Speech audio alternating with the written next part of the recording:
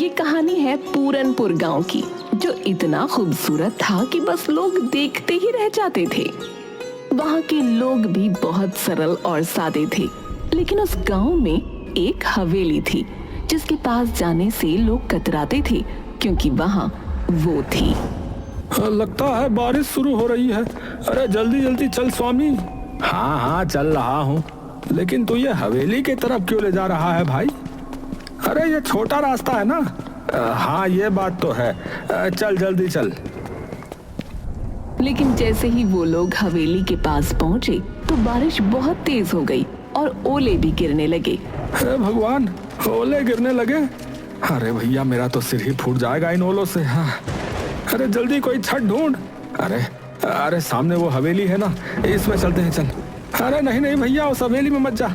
अरे तुझे रुकना है तो रुक, लेकिन मैं तो जा रहा हूँ अंदर। मुझे चोट खाने का कोई शौक नहीं है, समझा?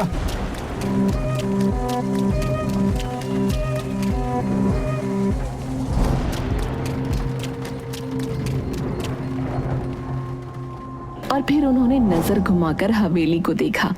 हवेली इतनी पुरानी थी जितना पुराना गांव, लेकिन इतनी पुरानी होने के बावजूद वो जर्जर नहीं थी, लेकिन हाँ डरावनी जरूर थी। अरे यार, ये बारिश के चक्कर में हम कहाँ आकर रुक गए। जल्दी बारिश रुके तो हम यहाँ से भागे। अरे भाई ये आवाज किसकी है? कौन सी आवाज है? भाई मजाक मत कर यार। ये कौन आ गया? ये कौन आ गया? ये कौन आ गया? उन लोगों ने घूम कर देखा तो हवेली के एक कोने में अजीब सी बुढ़िया बैठी थी, जिसके सफेद बाल खुले हुए थे और वो कुछ बड़बड़ा रही थी। दोनों डर से कांप उठे और फौरन बाहर भागे। बाहर अभी भी ओले गिर रहे थे, लेकिन इस बार वो ओलों की चोट खाते हुए अपने घर की तरफ भाग गए। भैया राम, भैया लोग सही कहते हैं सोनी। अरे वहाँ कुछ है भैया। भैया मैं तो कसम खाता हूँ अब उस तरफ नहीं जाऊंगा भैया। पूरनपुर गांव में कुछ दिन बाद एक बड़ी अजीब घटना हुई। गांव में 4 नए लोग पहुंचे, एक नौजवान जोड़े के साथ 2 नौजवान लड़के और। अरे भाई आप लोग कौन हैं और इस गांव में कैसे आना हुआ? नमस्ते, मेरा नाम राजीव है, ये मेरी पत्नी रिया है और ये मेरे भाई हैं रमन और प्रेम।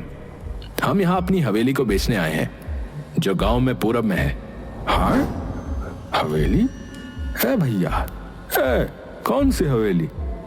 वो जो बरगद के पेड़ के पास वाली, वो वही ना? हाँ हाँ वही, हमारे दादाजी की थी, अब हम उसे बेचना चाहते हैं। ये सुनकर मुखिया हैरान हो गया और गांव वालों की भीड़ जमा हो गई। सब फुसफुसाने लगे। तभी मुखिया सीरियस होकर बोला, बेटा वो हवेली आज भी गांव के डर का कारण है। वहाँ एक बुढ़िया दिखती है अजीब सी। कोई नहीं जानता कि वो असली है या आत्मा है, कोई भूत है पता नहीं, या फिर हमारा वहम है। गांव में ऐसी अफवाहें आम होती हैं, हमने भी शहर में ऐसे किस्से खूब सुने।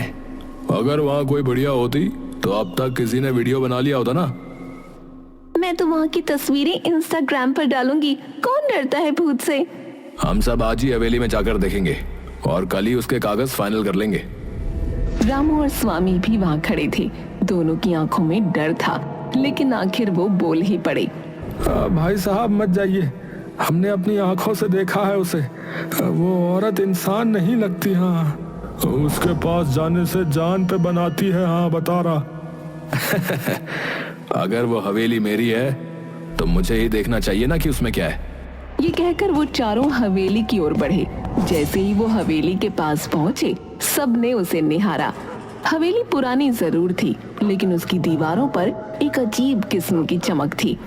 वाओ, ये हवेली तो किसी राजमहल जैसी लगती है। इतनी मजबूत दीवारें, कितनी भव्य है।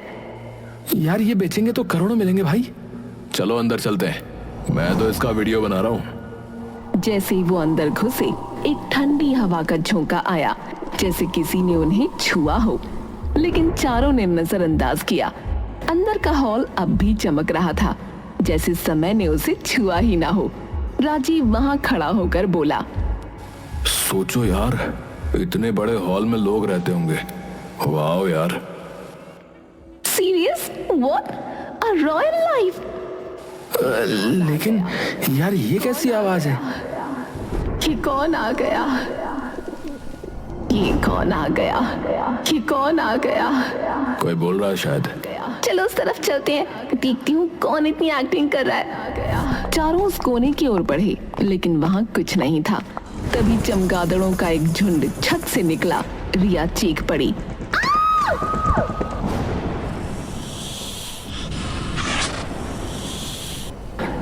अरे बाप रे, सांप! अरे भागो भाई! हे भगवान, ये हवेली तो जंगल हो रखी है। अफवाहों का भूत और असली जानवरों का आतंक। राजीव, रिया, रमन और प्रेम हवेली की सुंदरता और रहस्यमयी माहौल से प्रभावित होकर वहां से निकलने ही वाले थे कि अचानक हवेली के अंदर एक अंधेरे कोने में कुछ हिलता डुलता दिखा।